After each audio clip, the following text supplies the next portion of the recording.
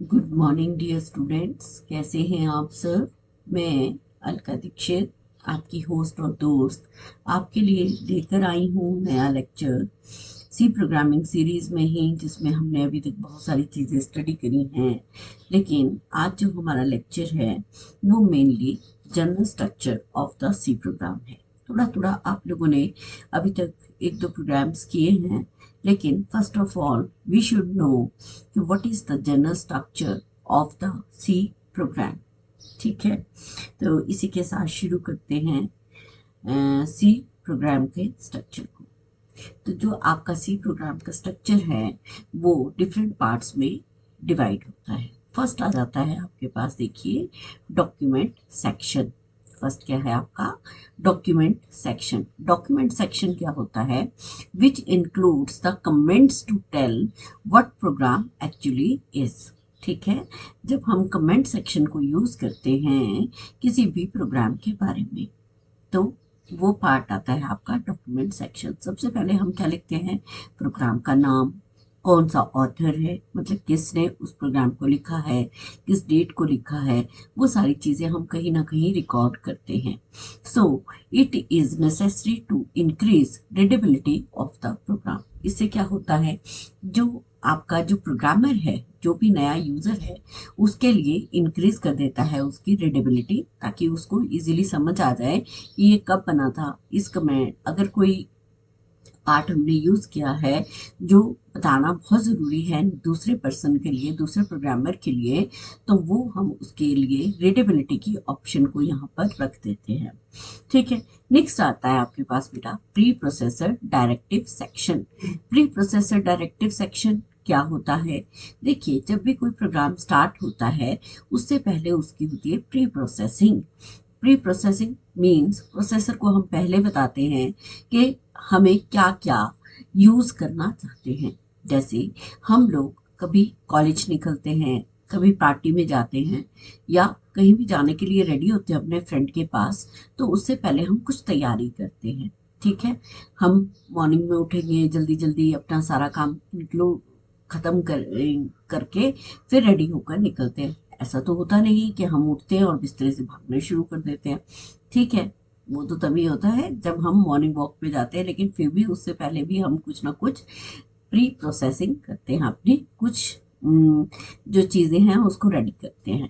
ठीक है, तो यहाँ पर हमने क्या किया, विच बेसिकली इंक्लूड्स हेडर फाइल्स। यहाँ पर जो प्री प्रोसेसर है, देखिए ये जो आपका हैश का साइन है, ठीक है, ये जो हैश का साइन है इसको बोलते हैं प्री प्रोसेसर।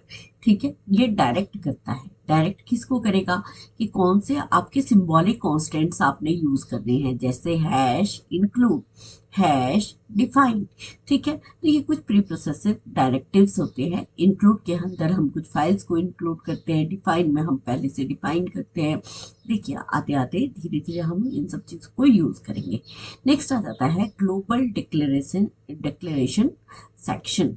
ठीक है, अब ग्लोबली जब हमें चीज़ों को डिक्लेयर करना होता है ताकि वो वेरिएबल्स ओवरऑल सारे प्रोग्राम में विजिबल हो। ठीक है, कहीं से हमें उसको इनहेरिट नहीं करना है, लेकिन ऑटोमेटिकली जब भी उस प्रोग्राम में कहीं भी उस वेरिएबल को यूज किया जाए तो वो ग्लोबली डिक्लेयर हो जाएगा। ठीक है, so which basically includes global variables which are visible throughout the program. ठीक है, पूरे प्रोग्राम में वो आपको इजीली नजर आते हैं। नेक्स्ट आ जाता है आपका मेन प्रोग्राम सेक्शन। अब मेन प्रोग्राम कहाँ होता है? मेन प्रोग्राम होता है जहाँ से आपका प्रोग्राम का एग्जीक्यूशन एक्चुअली स्टार्ट होता है। जैसे आप किसी स्टेट में एंटर होते हैं तो वहां से आपको पता लग जाता है कि हम जी दूसरी स्टेट में एंटर हुए हैं। क्यों? वहां पर कुछ ना कुछ डिफाइंड होता है, कुछ लिखा होता है, या कुछ ऐसा गेट बनाया होता है, तो हमें पता लगता है हम उस स्टेट में एंटर हुए हैं। ठीक है, इसी तरह किसी घर में आप एंटर होंगे तो वहां पर एक गेट होता है। गेट में आप जिस जैसे उसके प्रीमाइसेस में जाते हैं तो वो वहां से उसका घर स्टार्ट हो जाता है। इसी तरह आपका जो प्रोग्राम है वो कहाँ से स्टार्ट होता है? वो स्टार्ट होता है आपका मेन फंक्शन से। ठीक है, जो भी हम ये स्मॉल ब्रैकेट्स लगाएंगे किसी भी टेक्स्ट के आगे, तो that will be considered as the function. ठीक है। नेक्स्ट आ जाता है आपका, देखिए ये आती हैं कर्ली ब्रेसेस, और इसमें हम क्या करते हैं, दो पार्ट्स को यूज करते हैं। फर्स्ट आ जाता है आपका local declaration part, which includes those variables that have scope only within this function, जिसका सिर्फ इसी फंक्शन के अंदर अंदर ही यूज है, ठीक है, बाहर नहीं है, तो ये लोकल हो गया। ठीक है, और ये एग्जीक्यूटेबल पार्ट है। दूसरा पार्ट क्या आ गया मेन के अंदर, ये executable part contains statements that are converted to the machine language and executed in a given order। ठीक है, जिस ऑर्डर में हमने वो लिखी हुई है उसी ऑर्डर में वो एग्जीक्यूट होगी। ठीक है, नेक्स्ट आ जाता है आपके पास sub program section, which includes the definition of user defined functions. ठीक है, परेशान ना हो, ये सब एक एक हम अगले लेक्चर्स में कंटिन्यू करते रहेंगे। ठीक है, सब प्रोग्राम हो गया कि जब हम बड़े प्रोग्राम का कुछ अलग सा पार्ट बनाते हैं, ठीक है, जिसको हमें उस प्रोग्राम में यूज करना है ना, तो उसको हम सब प्रोग्राम, मतलब प्रोग्राम को हम एज सच मॉड्यूल्स में डिवाइड कर देते हैं। ठीक है, उसी प्रोग्राम का सब प्रोग्राम सेक्शन हो गया। ठीक है, नेक्स्ट, अब जो फर्स्ट पार्ट आपने पढ़ा था, देखिए यहाँ पर डॉक्यूमेंट सेक्शन पढ़ा था।